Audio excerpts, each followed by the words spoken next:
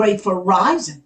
I have a series I'm going to be doing called What the White Boy Said. Now, in this series, I'm going to talk about different conversations I've had with white boys when they talk to me about white people. Now, this one is called, it's titled, Blacks Moving into White Neighborhoods. Blacks Moving into White Neighborhoods. What the white boy said. I was talking, as I said, with this white boy, and he told me something. He said the reason white people get so upset when black people move into their neighborhood is because it's a sign to them that they're not utilizing their whiteness. Now, those were his words. He said that white people feel like there should never be a time that black people and white people should be on an even keel or even level, as it were. He said, so if they move to a neighborhood and black people move to that same neighborhood, that says to them that they're not doing well, that they're not doing their best in America, because even, and these are his words, he said, even the lowly blacks can have what I have. He said, that's why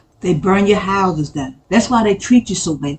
That's why they treat you, and the same goes for like when you come into the restaurants, different places that whites have established. And he said the purpose of them establishing their own neighborhoods and stuff is so that they can feel like they're doing better than black people. So for black people to come into their neighborhood, live next door to them, and sometimes live in a house that's considered to be more valuable than the house that the white person is in. He said sometimes the black person drives a better car. But anything that says to the white boy, says to the white people that the blacks are just as good or better than they are. And he said that just can't happen. I mean, it does happen when he said that just can't happen, he means they can't allow that to rise. So that's why they do everything they can to run you out of the neighborhood. And he talked about Judge Hatcher, when Judge Hatcher was at this function and this white judge just reached down in her bra. He said that was because that white judge was feeling some kind of way. I don't think he said some kind of way. I think that's a black person word. But he said that the white judge was feeling that Judge Hatcher shouldn't be there. She had no right to not be there. She didn't even have a right to be a judge. So in order for him, the judge,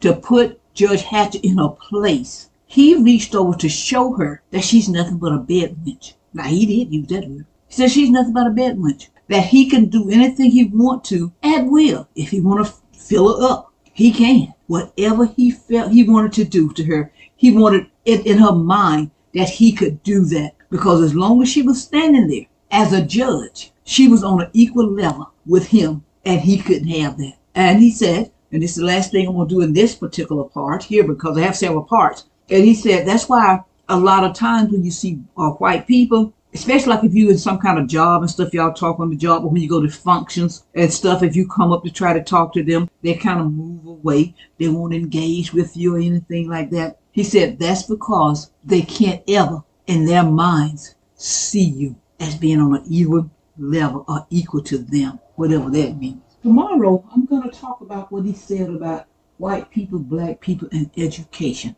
White folk, you destroy black people property because of your insecurity. Why did you do it? Keep on churning till the butter comes, and be encouraged. Subscribe, comment, like, and share. Support our youth in any way you can. Keep on churning till the butter comes. Albert C. Richardson, a black man, patent the butter churn U.S. patent number 446470, February 17th, 1891. I'm Lily Bayer. I'm just trying to create a dialogue. I leave you with this.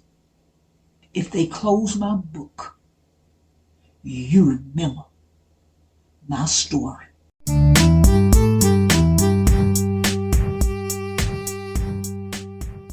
A Nat Turner Runner production. Lock and load. Lily Bayer. Be encouraged.